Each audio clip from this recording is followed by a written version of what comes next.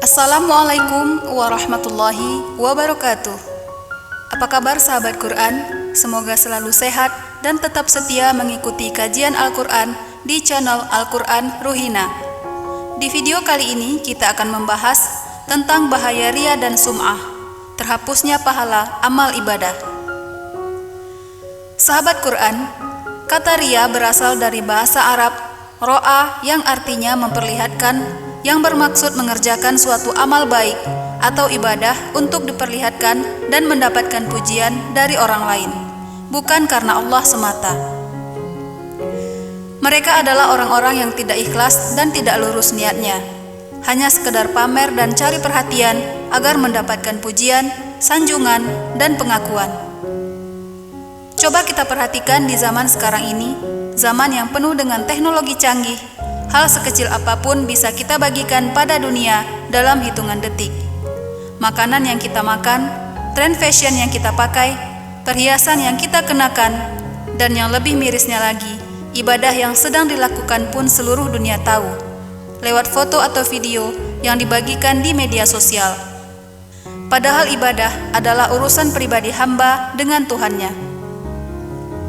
Banyak yang beralasan bahwa postingan tersebut bertujuan sebagai inspirasi atau motivasi bagi orang lain untuk beribadah.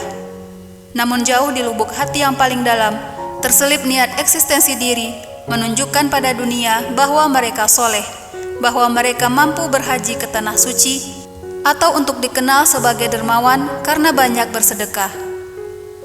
Tidakkah terfikirkan bagaimana perasaan fakir miskin yang mereka foto atau videokan ketika menerima sedekah tersebut, lalu dengan sengaja di-share ke semua platform media sosial yang mereka miliki? Tentu saja si penerima itu akan malu karena semua manusia punya harga diri dan tidak ingin dicap sebagai peminta-minta.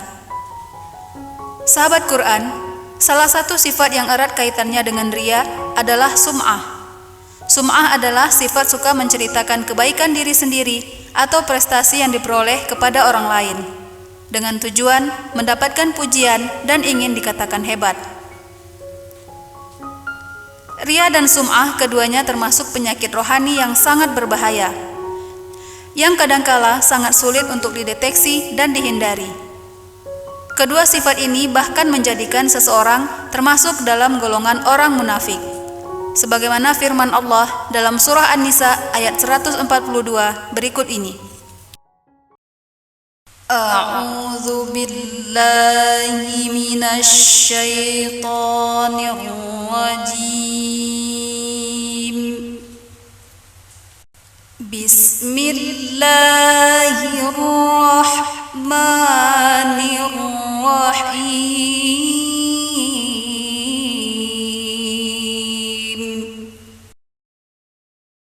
Innal munafiqina yukhadi'una Allaha wa huwa khadi'uhum wa idza qamu ila sholati qamu kusala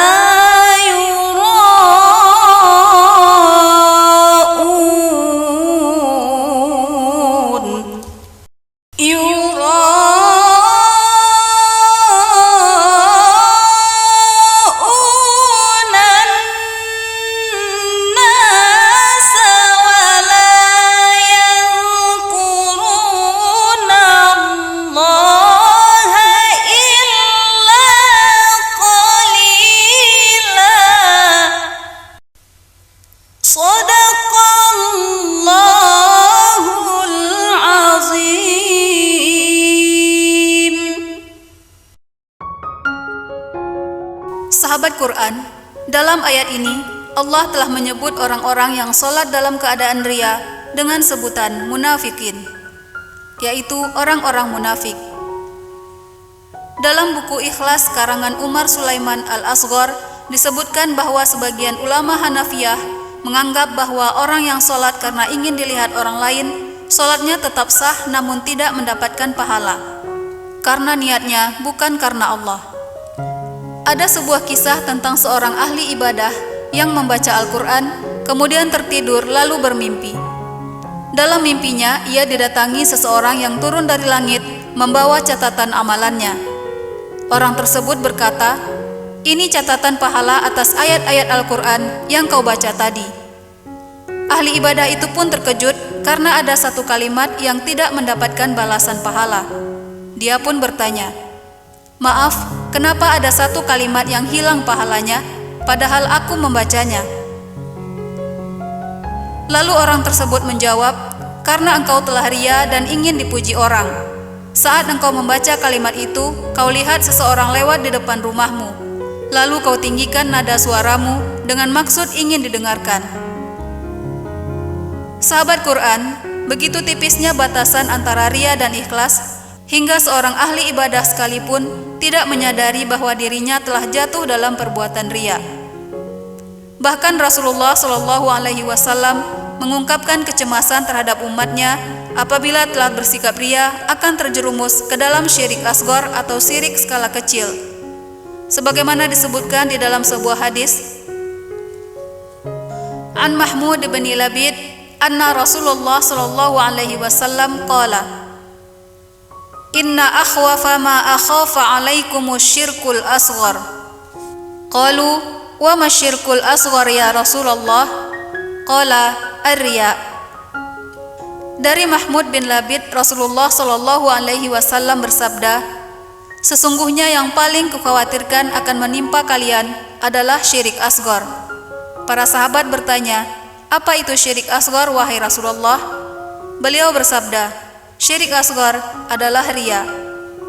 Hadis riwayat Ahmad nomor 429. Dalam hadis ini Rasulullah SAW mengungkapkan betapa kekhawatiran beliau jika para sahabatnya terjerumus ke dalam syirik kecil, karena akibatnya adalah terhapusnya seluruh pahala amalan mereka. Lantas bagaimana dengan kita yang jauh tingkat kesolehannya di bawah para sahabat beliau? Sahabat Quran, penyakit ria dapat menimpa siapa saja. Dalam hadis lain dari Abu Hurairah radhiyallahu anhu diriwayatkan oleh Imam Muslim, Rasulullah SAW menjabarkan bahwa golongan yang pertama kali dihisab nanti adalah yang mati syahid, yang mempelajari dan mengajarkan ilmu, dan orang-orang yang bersedekah. Namun Allah justru akan melemparkan ketiga golongan tersebut ke dalam api neraka jika terselip sedikit saja benih-benih ria di dalam hati sanubarinya. Oleh karena itu sahabat Quran, jangan kita biarkan penyakit ria dan sum'ah terus menggerogoti jiwa dengan cara meluruskan kembali niat kita dalam beribadah hanya karena Allah, tidak lagi bermaksud pamer kepada sesama manusia. Jangankan untuk disebarkan ke seluruh dunia, tangan kiri saja seharusnya tidak mengetahui apa yang diberikan oleh tangan kanan. Sayyidina Ali bin Abi Thalib menuturkan bahwa tanda manusia yang suka pamer adalah malas berbuat sesuatu jika sendirian dan semangat mengerjakan sesuatu jika dilihat orang banyak.